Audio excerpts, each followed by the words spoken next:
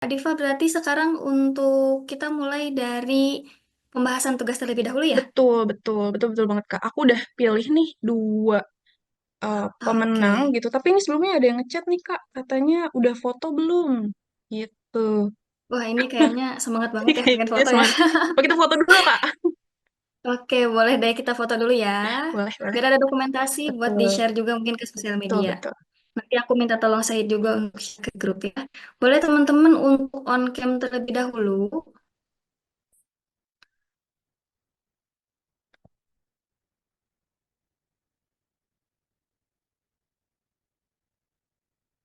Sip, boleh aku tunggu 30 detik untuk teman-teman boleh on cam ya.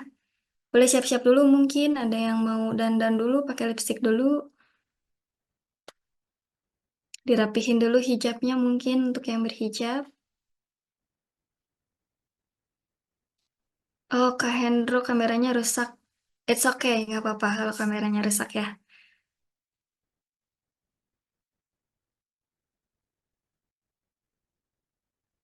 Kak Octavian kayaknya lagi di cafe ya.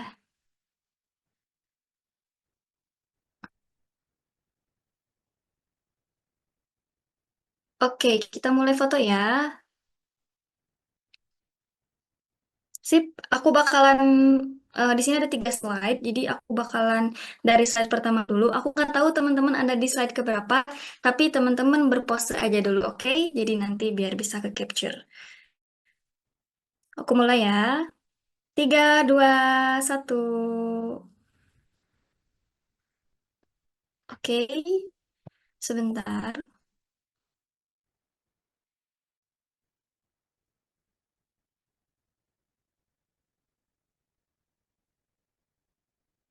Sip, slide kedua. Oke, teman-teman tetap pose ya. 3, 2, 1. Sip, sekarang ke slide ketiga. Untuk slide ketiga, oke. 3, 2, 1. Oke, udah semua ke capture ya. Nanti saya kirimkan kalau misalnya ada yang mau.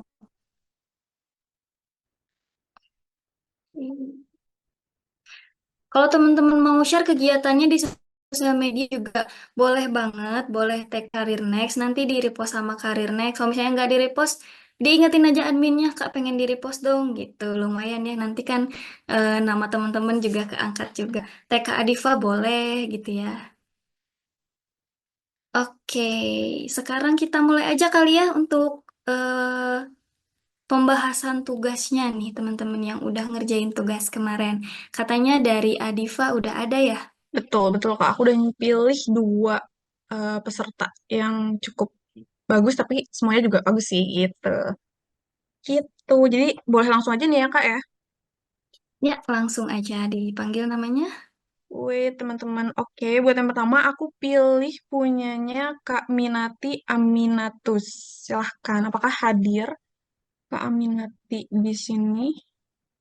Aku Ada sambil kayaknya lihat. dari Polban. Kakak, Oh, ada nih. kedengeran nggak? Kedengar, kedengar. Aman, aman. Maaf banget sebelumnya aku belum bisa lagi berhalangan buat on cam. Jadi nggak apa-apa ya, aku Boleh, boleh. presentasinya Aman, sambil aman. off cam aja. Sebelumnya makasih banget buat udah ngasih kesempatan aku buat presentasi. Terus aku juga mau minta tolong buat share ininya, share screen-nya. Oke, Boleh, boleh. boleh.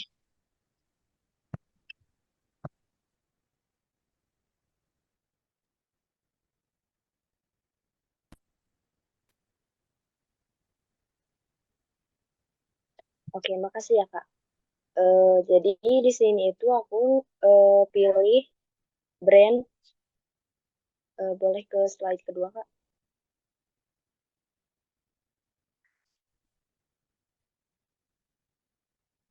Nah, jadi di sini itu aku pilih brand Ngemil.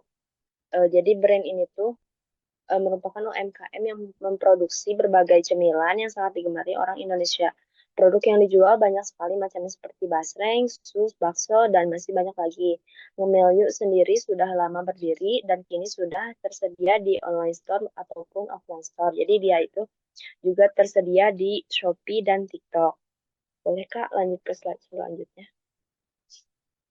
Nah, di sini maaf banget ya sebelumnya karena eh ini karena teksnya tuh ketuker. Jadi postingan TikTok tuh yang sebelah kanan, yang postingan Instagram tuh yang sebelah kiri. Mungkin udah pada tahu juga ya. Di sini tuh kelihatan kan kalau misalnya profilnya itu beda. Nah, boleh ke slide selanjutnya, Kak. Nah, dari kedua foto yang tadi terlihat pada gambar sebelumnya bahwa foto profil pada TikTok Ngemilyu29 itu belum sesuai dengan yang dipakai oleh akun Instagramnya. Jadi belum sinkron gitu kayaknya. Yang TikTok itu masih pakai profil yang lama dan sedangkan untuk yang di Instagram itu masih udah upgrade profilnya. Nah, serta untuk bio pada Instagram sudah cukup informatif, namun sebaliknya pada akun TikTok kurang informatif. Jadi upaya pada bio mengingat followers yang dimiliki sudah sangat tinggi dan tingkat awareness audience pun sudah meningkat pesat. Alangkah baiknya jika bio pada akun TikTok dapat diubah menjadi bio yang lebih informatif mengenai brand. Aduh maaf banget ya suara aku. Terus upaya pada foto profil itu diketahui bahwa tingkat penasaran audiens terhadap brand tersebut sedang meningkat pesat. Maka pada kesempatan ini lebih baik jika foto profil disamakan dengan Instagram agar tidak terjadi kekeliruan terhadap akun. Jadi buat yang audiens yang penasaran dan ngepoin akunnya tuh gak ragu lagi gitu buat buka profilnya. Nah, boleh ke slide selanjutnya, Kak.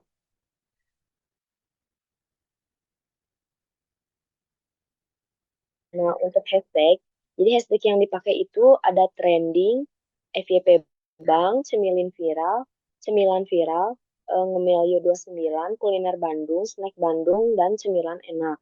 Nah, masalahnya setelah dianalisis ternyata akun Instagramnya jarang memakai hashtag. Jadi ada beberapa ada hanya beberapa postingan yang memakai hashtag gitu. Masih ada kesalahan pengetikan kayak tadi ini trending, harusnya kan trending. Nah, juga hashtag yang kurang relevan. Aduh, maaf banget ya ininya ada banyak typonya. Dan untuk upayanya akan lebih baik jika menggunakan hashtag viral yang biasanya digunakan pada tanggal kembar di berbagai e-commerce gitu. Jadi kayak promo guncang 10-10 gitu. Terus menggunakan hashtag yang relevan dan selalu menggunakan hashtag pada setiap postingan. Eh, dan emang kelihatannya kan sebelumnya di profilnya tuh jarang postingan yang memakai hashtag. Alangkah lebih baiknya jika hampir semua postingannya itu memakai hashtag gitu. Boleh Kak lanjut ke slide selanjutnya? Nah, di sini CTA-nya itu call to action-nya, masalahnya masih jarang terlihat postingan menggunakan kalimat call to action. Yang digunakan masih kurang maksimal juga. Nah, upayanya call to action diterapkan pada setiap postingan karena merupakan kesempatan yang berharga nih. Kalimat call to action harus memikat walaupun soft selling. Jadi nggak usah maksain buat bikin call to action yang memikat banget. Nggak apa-apa walaupun soft selling. Asal dicantumkan karena itu benar-benar kesempatan yang berharga banget. Nah, boleh Kak slide selanjutnya. Untuk terakhir engagement. Jadi tayangan video TikTok dan Reels-nya itu udah sangat bagus. Hampir semua postingan rata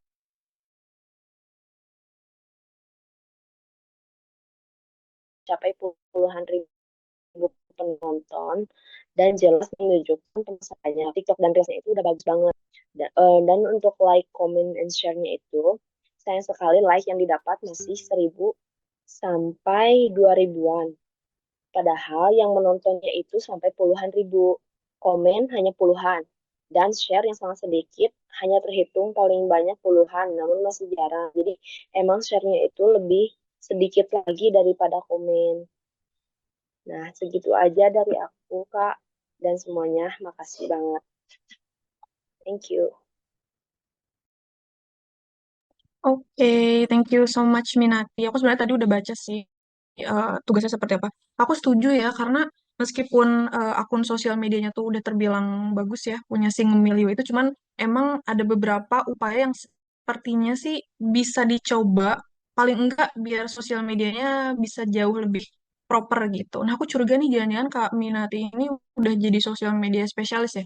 Soalnya untuk upaya dan strateginya itu juga cukup relevan gitu. Jadi hopefully sih kalau diposting di LinkedIn dan ada orang ngemiliu yang baca bisa terbantu ya dari insight-nya Kak Minati gitu. Thank you. Makasih ya udah dikerjain tugasnya. Sekian dari aku.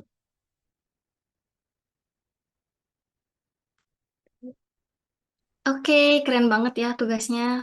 Kayaknya peserta Karinex itu antusias banget nih untuk kerjain tugas-tugasnya. Selain itu juga banyak yang ngetik juga nih Adifa ke Karinex gitu ya. Aku juga nggak terlalu paham gitu ya dengan konteksnya, tapi ngelihat itu banyak yang ngetik gitu kan. Benar-benar Isinya, ini kayaknya ambi semua nih. iya. Gitu. Oke, kalau gitu kita next ya, Boleh teman-teman ke aku kertas spill selanjutnya. selanjutnya dari tugasnya Kak Kavi Ahmad. Apakah ada? Semoga Baik, ada ya Kak. Hafiyuddin Ahmad ya. Iya, sepertinya. Namanya Kak Hafi Ahmad. Hadir nggak? Nah, hadir. Oke, boleh boleh di present aja tugasnya. Oke, Kak Hafi mau aku bantu untuk share atau Kak Hafi mau share sendiri? Mungkin boleh dibantu ya. Hmm. Oke, aku bantu ya. Tunggu sebentar.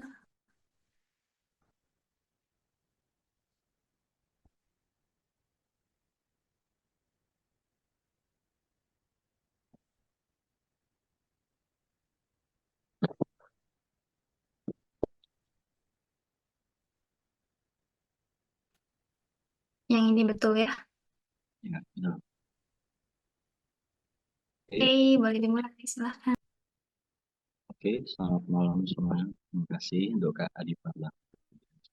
Ya. Oke, kali ini saya akan mencoba membahas dari salah satu konten kreator yang bernama Alif Gilang, bisa manggil Gilang aja. Mungkin bisa di next. Oke, dari profil secara kasarnya dia adalah seorang konten kreator yang punya followers sekitar 10 ribuan, dan niche kontennya adalah sebuah eksperimen. Jadi apapun yang akan dilakukan dia akan coba itu. Misal dia bawa galon 2 dalam satu motor, atau makan dalam 1 menit antara cewek lawan cowok gitu. Jadi kontennya cukup abstrak dan sudah berjalan selama beberapa tahun.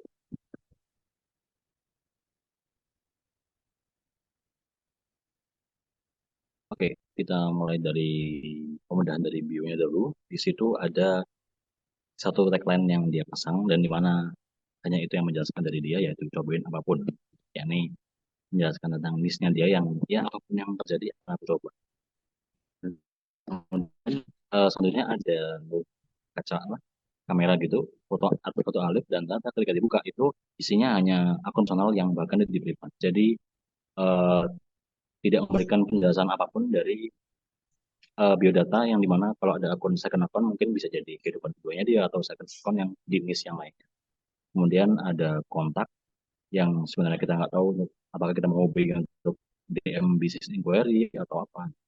Kemudian terakhir ada sebuah link yang isinya itu toko. Jadi si Gilang ini ternyata memiliki sebuah toko yang menjual barang-barang yang dia pernah konten gitu. Dan di mana eh, menurut dari analisis yang saya lakukan itu mencoba coba untuk di sebuah brand yang lain seperti daily life blogger atau manusia yang coba-coba hal-hal yang baru yang dimana kalian nggak perlu coba, biar aku aja yang coba gitu. Kemudian dia suka juga coba-cobain barang yang bisa di-upgrade buat upgrade diri kita. Yang dimana itu yang di-add dia ke linknya, yang link pembelian barang doang. Jadi ini. kemudian di highlight, di mana highlight ketika menjadi content creator tuh eh, karena misalnya dia adalah sebuah eksperimen, namun dalam highlight yang dia pasang itu ada perjalanan ke Bandung, kemudian sambutan. Mungkin dalam niat dari si kreator ini adalah ingin membuat audiens itu lebih mengenal ke dia, karena untuk kisaran followers 2000 ke 100 itu mungkin sebuah tahapan yang pas. Namun di situ kalau terlalu banyak itu mungkin kurang tepat. Karena highlight story yang seharusnya dia pasang adalah mungkin percobaan yang nggak usah coba, percobaan di makanan, mungkin percobaan di pembelian barang tersebut, atau percobaan eksperimen harian.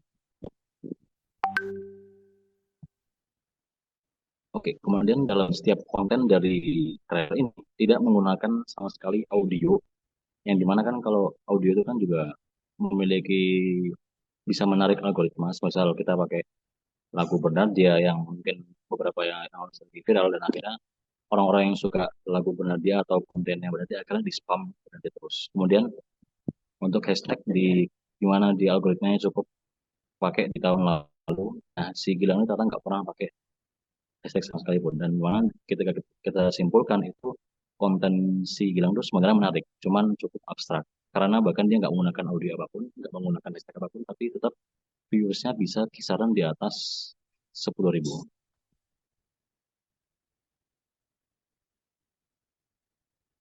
Kemudian dari CTA yang dia pakai, di mana karena konten si Gilang ini cukup abstrak, yang dimana konten yang paling ramainya itu adalah menggunakan CTA, kira-kira cobain apa lagi ya, yang dimana itu adalah sebuah pembuka CTA bagi audiensnya itu berkomentar untuk berkomentar kira-kira gua akan coba apa lagi nih, coba kasih komentar buat aku dong gitu. Dan yang kedua adalah menurutku ada yang salah, karena ada beberapa konten yang dilakukan itu eksperimennya gagal, dan dia membuat pembuka CTA yang mengarahkan untuk memberikan evaluasi kepada apa yang dilakukan, apa ada yang salah, dan akhirnya dia bikin versi kedua, dan akhirnya itu bisa rame. Dan yang terakhir tentunya mengarahkan untuk menulis komentar, dan semua kontennya menulis komentar, tidak ada share, tidak ada like, semuanya mengarahkan ke komentar.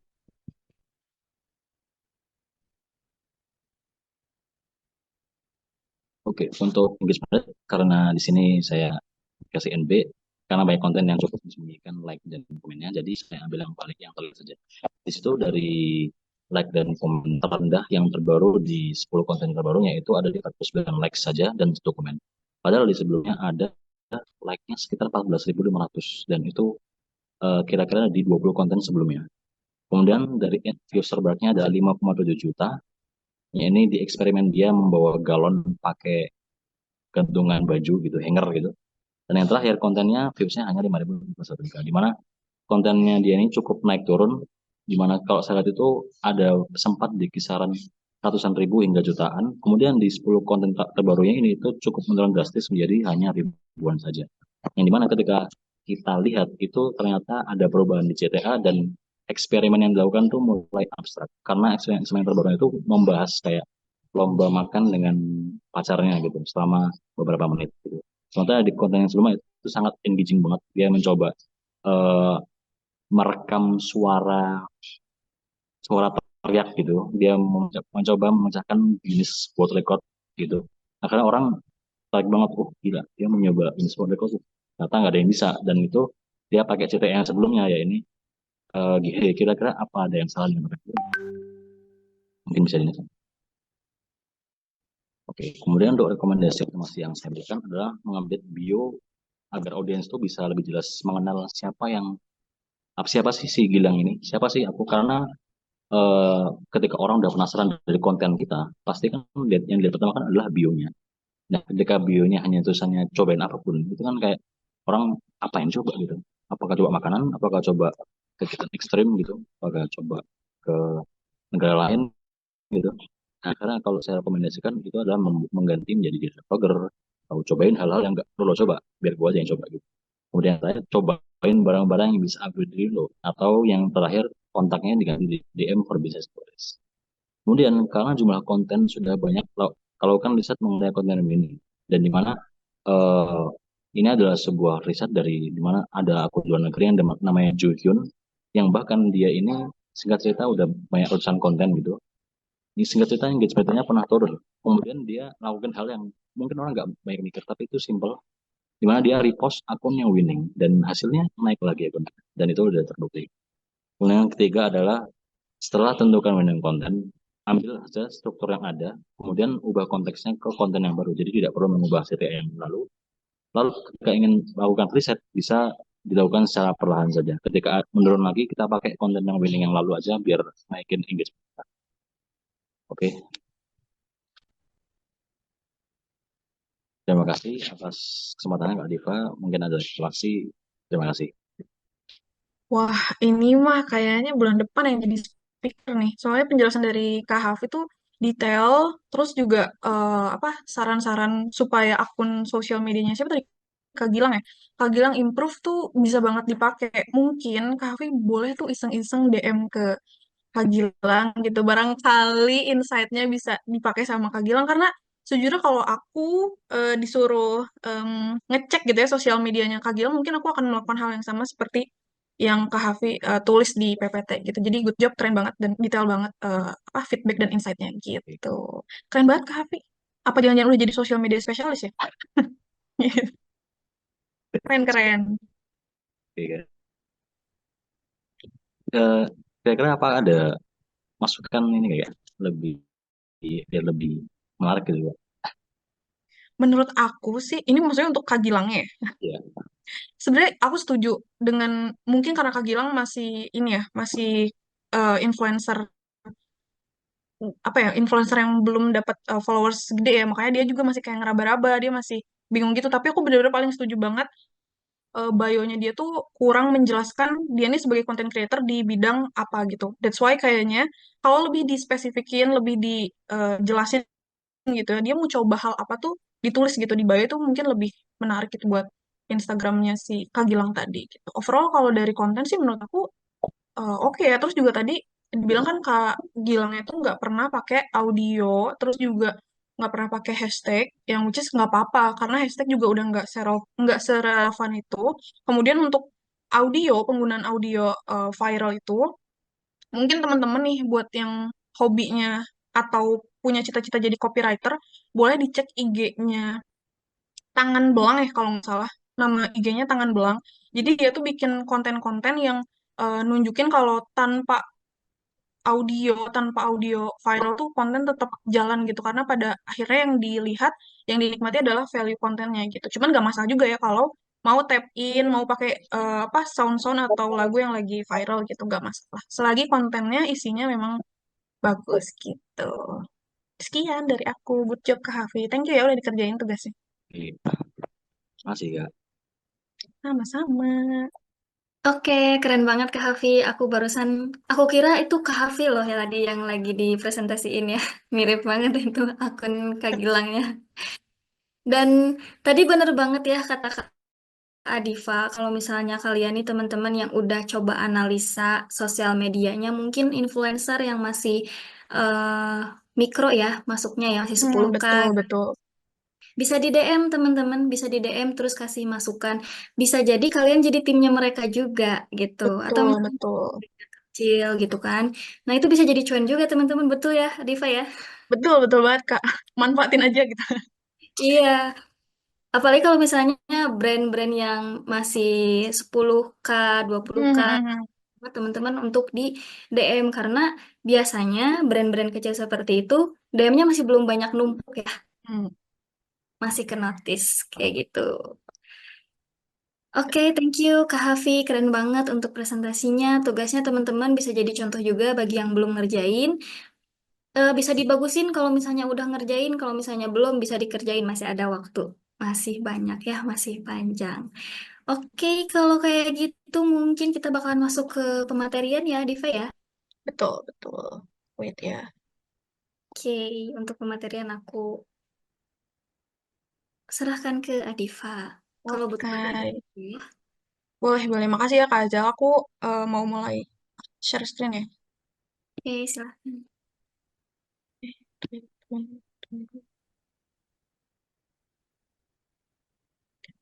Oke, teman-teman, ini udah kelihatan ya. Aku rasa sih udah kelihatan ya. Jadi, oke, sip. Malam ini kita bakal ngebahas lagi soal sosial media Specialist with AI bareng aku, Adi Vandani, teman-teman ya. Dan nggak kerasa ternyata ini udah jadi sesi keempat, which is sesi terakhir dari rangkaian social media Specialist with AI gitu. Cuman malam ini topiknya lebih ngebahas soal ini, Mastering Social Media Strategy gitu. Jadi nanti kita ini lebih ke ngebahas soal eh, strategi apa aja yang harus dikuasai oleh seorang social media spesialis gitu. Tapi itu seperti biasa mungkin ada teman-teman yang belum mengenal aku ya. Silakan teman-teman eh, cari di LinkedIn nama akunnya Diva Andani jika teman-teman punya pertanyaan seputar social media marketing, entah itu buat tips atau karir atau kalian yang udah jadi social media spesialis atau yang udah jadi jadi small business owner yang mau konsultasi tentang social media, boleh langsung di add LinkedIn aku dan silakan tanya apapun, aku akan menjawab juga sebisa aku gitu ya teman-teman. Mungkin itu sekilas tentang aku, dan aku juga ada sesuatu buat teman-teman gitu. Aku mau ngucapin congratulations buat teman-teman yang udah stay di sesi social media spesialis ini selama 4 sesi ya, dari sesi pertama, kedua, ketiga, sampai sekarang keempat gitu. Aku tahu untuk belajar tentang sosial media itu pasti nggak cukup ya dengan cuma belajar selama 4 malam doang. Teman-teman aku pun yang udah berkecimpung di dunia sosial media tuh masih terus belajar, belajar, dan belajar gitu. Tapi hopefully dengan ilmu atau insight tentang basic dasarnya sosial media itu justru bisa memudahkan teman-teman ketika nantinya bekerja jadi sosial media spesialis atau jadi content creator atau jadi business owner gitu ya. Jadi aku mau ngucapin congrats dan terima kasih teman-teman yang udah stay tune selama 4 sesi ini berlangsung gitu. Jadi tanpa lama-lama lagi, kita akan ngebahas soal ini. Jadi di materi mastering social media strategy ini aku bagi tiga bahasan. Yang pertama itu adalah competitor research. Sebentar, aku sambil baca dulu ini. Oke, oke, oke. Oke, lanjut ya. Yang pertama ini aku ngebahas soal competitor research supaya kita bisa tahu nih kompetitor itu apakah mereka itu ada di depan kita atau justru kita yang ada di depan mereka.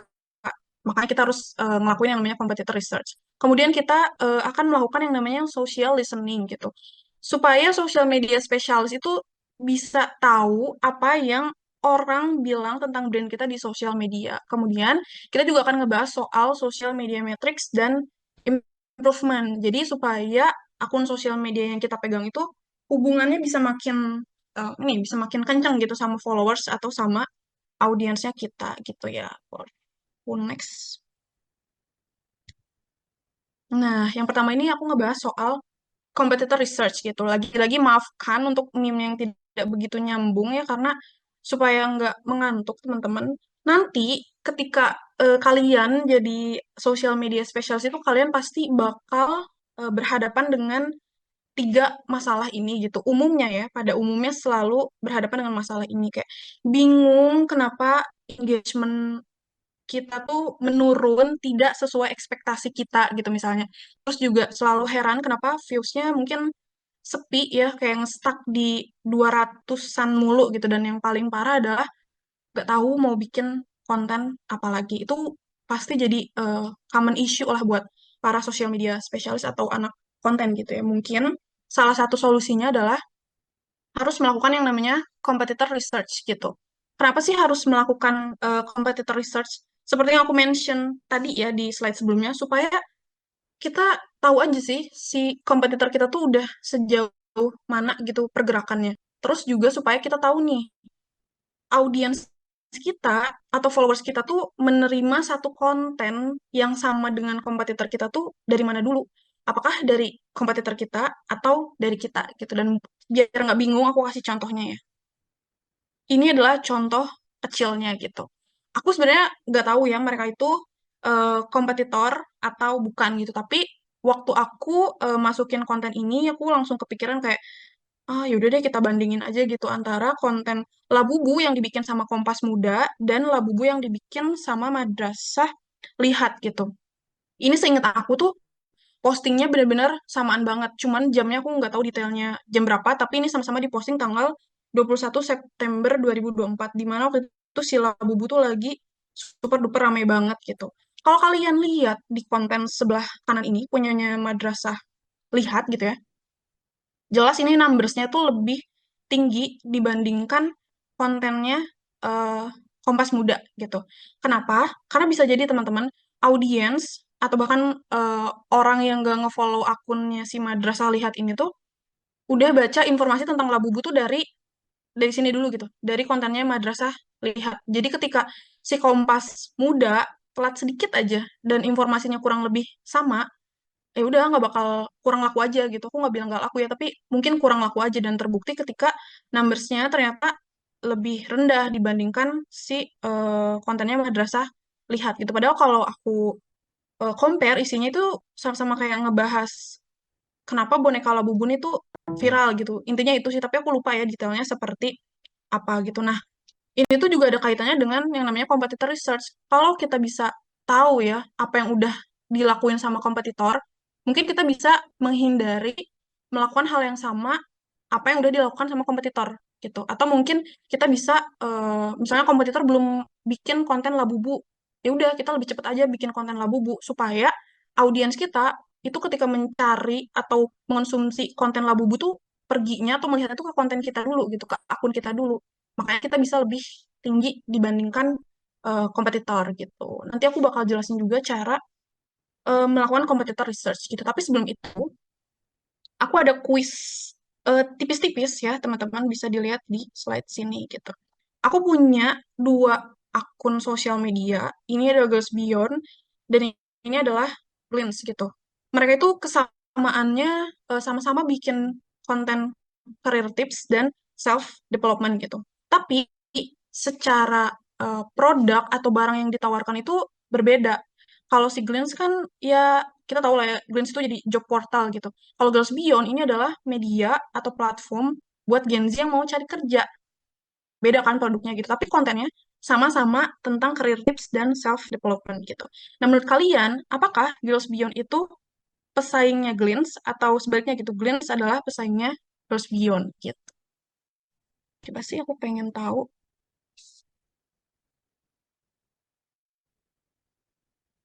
Oh, wait, ngeblur. Apakah sekarang masih ngeblur? Apanya ya? Sorry, maaf ya kalau ngeblur tadi. Semoga enggak sih. Nah, wait, ada yang jawab bukan, Kak. Mereka bukan pesaing, oke? Ada juga yang jawab bukan, Kak. Karena beda target audience, juga beda market. Gitu. Ada juga yang jawab bukan rival karena bidangnya berbeda mungkin. Oke. Tapi aku kasih clue lagi ya, mereka sama-sama bikin konten career tips dan self development gitu. Tapi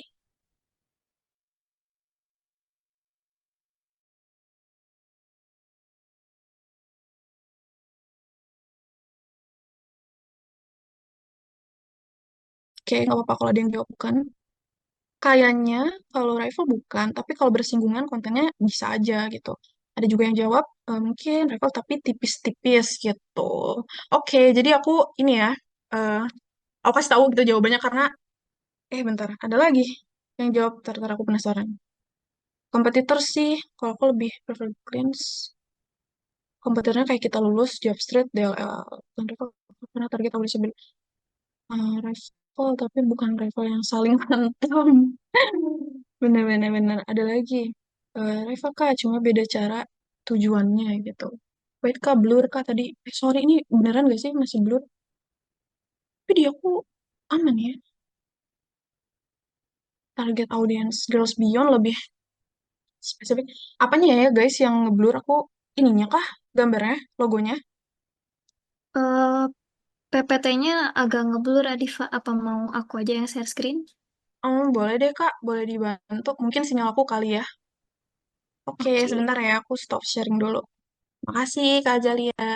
Oke, aku sambil baca komennya ya. Udah. Jadi sebenarnya Girls Beyond itu apakah mereka? Oh, oke. Aku lanjutin ya. Jadi sebenarnya teman-teman, makasih ya jawabannya. Sebenarnya Girls Beyond sama Cleanse itu eh, kompetitor gitu. Mereka kompetitor, tapi nanti aku kasih tahu alasannya kenapa gitu ya. Boleh di next lagi, Kak. Nah, terus juga aku punya nih produk Mixu. Aku sih bacanya Mixu ya, teman-teman. Kalian bacanya apa? Jadi aku punya Mixu sama House gitu ya. Kira-kira menurut teman-teman nih, mereka itu kompetitor atau bukan gitu? Secara mereka kan sama-sama jualan minuman dan ice cream gitu ya. Menurut kalian mereka itu ini gak sih kompetitor bukan? Kalau secara produksi ya udah sama ya gitu. Coba. Kompetitor.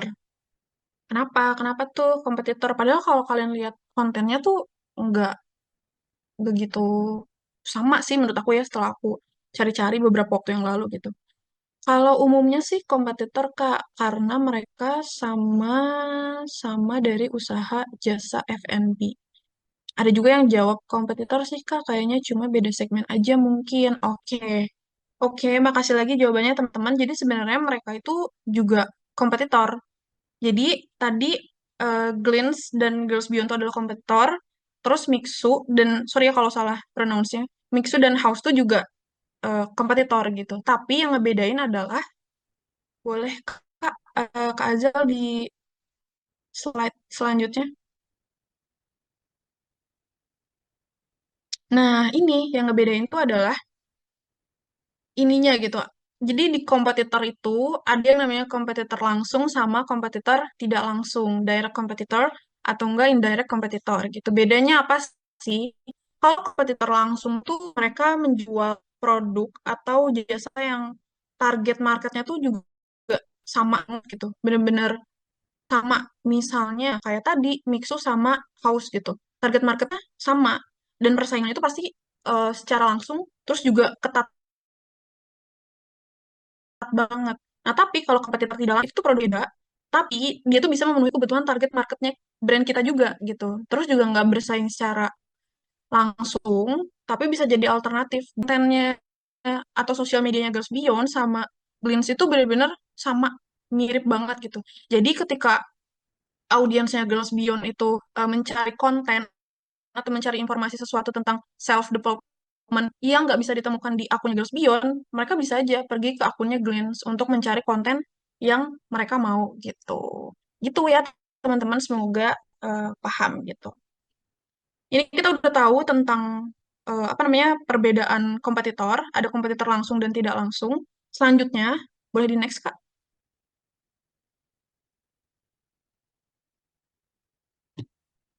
Nah, selanjutnya, selanjutnya ini ada cara analisis kompetitor gitu ya. Kak Azalia kayaknya tuh di kakak ada ini bisa di X gak notes-nya. Nulisnya sih aku yakin banget itu pasti susah dan juga bikin bingung gitu. Cuman di sini aku ngasih tahu cara simpelnya aja ya gitu. Jadi ada 5 cara yang mungkin teman-teman bisa coba atau langsung praktekkan gitu. Yang pertama adalah dengan mengidentifikasi kompetitor gitu, yaitu dengan tadi ya caranya mencari tahu kira-kira brand A itu kompetitor langsung kita atau kompetitor tidak langsung gitu. Agak bahaya nih kalau ternyata si brand A tuh kompetitor langsung kita. Itu agak sengit gitu ya persaingannya. Terus kemudian juga dianalisis produknya. Dengan apa? Dengan mencari tahu harganya seperti apa, fiturnya apa, kualitasnya apa, dan USP-nya apa, atau keunikan dari si brand pesaing kita tuh seperti apa gitu. Nah, karena kita melakukan competitor research untuk di sosial media, maka harus dicari tahu juga nih audiensnya seperti apa dengan memahami karakter audiensnya. Karena bisa jadi ya teman-teman meskipun audiensnya sama, tapi kan karakternya bisa aja berbeda gitu. Kemudian juga harus dievaluasi sosmednya dengan ngecek persona kompetitor kita seperti apa, terus juga key visual yang mereka punya itu seperti apa, copywritingnya seperti apa, cara mereka berinteraksi sama audiens itu seperti apa. Misalnya, kalau cek persona tuh kayak teman-teman mungkin pernah lihat akun sosial medianya Gerindra gitu. Mereka si Miminnya itu kan jadi kesannya itu personanya itu adalah kayak anak muda, gaul, mau balesin tweet-tweet atau komen-komen di sosial media gitu. Itu jadi bisa kalian cari tahu juga nih masing-masing persona dari kompetitor kalian tuh seperti apa. Itu cuma contoh kecil. Jadi kalau cek persona tuh benar-benar lihat aja kelakuan si miminnya tuh seperti apa gitu ya. Terus juga key visualnya, eh, misalnya di brand apa ya, misalnya di Mixu gitu ya. Mungkin kalau di Mixu itu teman-teman bakal banyak menemukan warna-warna merah di feeds-nya karena ya bisa jadi karena dari brandingannya Mixu itu juga ada warna merah-merahnya gitu. Itu yang dievaluasi adalah warna desainnya, terus juga analisis atau dievaluasi gitu. Terus copywritingnya, apakah bahasa copy-nya tuh yang santai atau yang serius banget, itu bisa dicek juga. Kemudian cari tahu juga cara mereka berinteraksi sama audiens tuh gimana gitu. Itu bisa kelihatan sih dari cara si miminnya ngekomen, balas komen atau balas tweet di sosial media itu seperti apa gitu. Nah, kalau udah tinggal dibikin SWOT-nya gitu, teman-teman, dibikin kayak pakai deck sederhana seperti yang udah teman-teman lakuin ya saat mengerjakan tugas, dicari tahu kelebihan dan kelemahan kompetitor itu seperti apa gitu. Tujuannya ya supaya apa yang jadi kelebihannya kompetitor tuh nggak ada di kita juga, karena kan kita supaya bisa berbeda ya harus punya kelebihan masing-masing juga gitu. Nah, begitu juga sebaliknya ketika audiens punya kelemahan, audiens kompetitor punya kelemahan, ya di saat itu juga kita bisa improve gitu supaya kita benar-benar bisa ada selangkah lebih maju dibanding kompetitor gitu, teman-teman. Boleh di next lagi, Kak?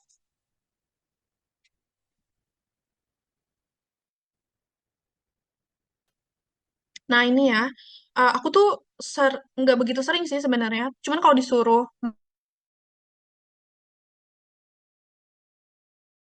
masuk ke kompetitor gitu, terutama buat teman-teman yang jadi business owner gitu, yang nggak tahu nih memulai untuk riset kompetitor tuh harus seperti apa. Nah, kalian bisa tanya di chat GPT, jadi nanti mereka bakal bikinin kerangkanya. Jadi kita cuman bakal ngisi doang gitu loh.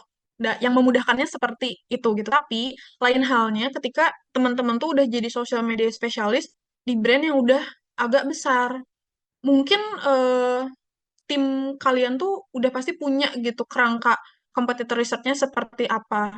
Dan kalau aku ya, berdasarkan pengalaman aku nih, aku jarang sebenarnya melakukan competitor research di ChatGPT. Aku tuh lebih sering banget ngeriset sesuatu tuh dengan manual gitu. Aku benar-benar kepoin sosial medianya seperti apa, terus juga aku kepoin miminnya, terus aku kepoin konten yang ramai itu seperti apa, dan lain sebagainya gitu. Intinya benar-benar kayak manual banget gitu, aku kepoinnya gitu. Boleh di lagi, Kak?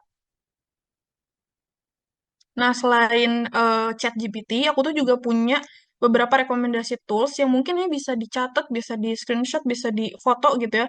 Mungkin barangkali gitu teman-teman dari tools ini tuh bisa memudahkan kalian untuk melakukan riset kompetitor juga gitu. Cuman lagi-lagi kalau aku nih, aku benar-benar menyarankan eh, selain apa ya, bergantung sama tools, coba mulai riset kompetitor dengan manual gitu. Karena kan kitanya sebagai sosial media spesialis nih, ya harusnya yang mencari itu kita gitu, karena kita yang tahu apa yang kita butuhkan gitu di kompetitor gitu. Jadi minimal sih menurut aku kayaknya kalau di persenin gitu ya, boleh riset kompetitor tuh 80%-nya manual, 20%-nya boleh dibantu pakai tools gitu. Itu dari aku ya, teman-teman.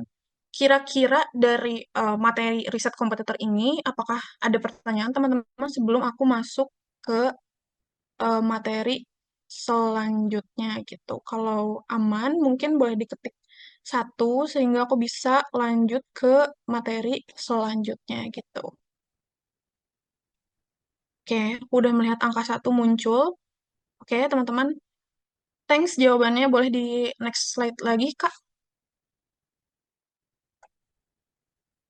Oke, ini lanjut ke selanjutnya ya. Ini adalah social listening gitu ya. Sebenarnya sama seperti namanya ya, listening. Jadi ini tuh adalah kegiatan seorang sosial media spesialis mendengarkan apa yang orang keluhkan di sosial media gitu. Tujuannya sebenarnya yaitu kadang-kadang kita bisa cari tahu trending atau hal yang lagi viral tuh dari dengan social listening gitu. Atau enggak supaya kita juga bisa tahu nih orang-orang yang mention kompetitor kita tuh udah sejauh mana gitu. Intinya ya bisa jadi lagi-lagi bisa dimasukin ke bagian riset kompetitor gitu. Tapi yang jelas sih, aku biasanya menggunakan social listening ini tuh untuk mengetahui brand atau produk yang lagi aku pegang atau yang aku handle gitu. Misalnya, teman-teman, boleh di slide lagi, Kak. Nah, ini ya, social listening itu identik dengan yang namanya brand mention, teman-teman. Jadi brand mention itu adalah istilah untuk setiap kali brand atau merek disebut dalam percakapan di sosial media. Dan aku yakin sih kayaknya teman-teman tuh juga udah familiar nih dengan brand mention ini gitu. Mungkin aku ambil contoh sedikit ya. Ini aku ambil dari Twitter, dari akunnya Innova Community gitu.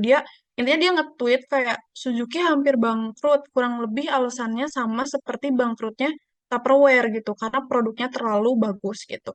Dan pas aku buka tweetnya, kalau nggak salah ini thread juga deh, itu banyak banget orang-orang yang beropini gitu. Bener-bener willingly untuk ngasih, ibaratnya mah kayak ngasih pendapat gitu ya, supaya eh,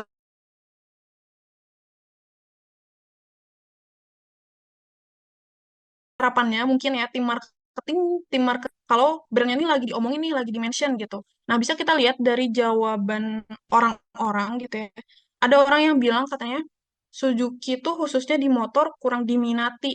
Ya mungkin nggak kurang mendekati selera orang Indo gitu ya. Terus juga ada yang jawab kayak gini.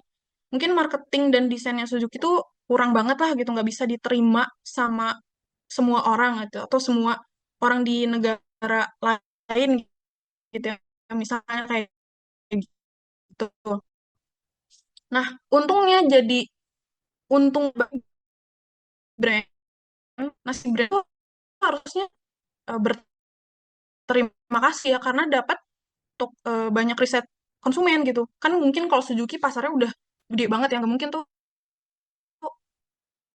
mereka benar-benar ngeriset semua konsumennya untuk ditanyain feedbacknya seperti apa, ada maka gitu harus benar-benar em, harus cari tahu secara manual kira-kira orang-orang tuh menyebut brandnya yang lagi di handle tuh seperti apa gitu ya teman-teman. Terus aku punya nih salah satu contoh lagi. Tapi aku nggak tahu nih, Kak Azalnya bisa ngeplay nggak ya videonya? Coba boleh ya Kak?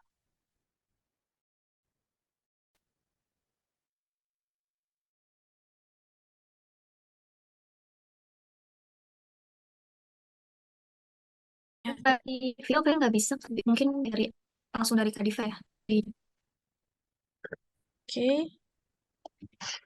ini aku share video. Oh, udah deh ya. Baik, aku sambil baca komen. Oke. Oke, jadi aku tuh punya salah satu contoh konten namanya dari apa ya aku lupa. Namanya Reizuka. Dia adalah konten creator beauty deh kalau aku nggak salah. Jadi intinya dia bikin konten seperti ini teman-teman.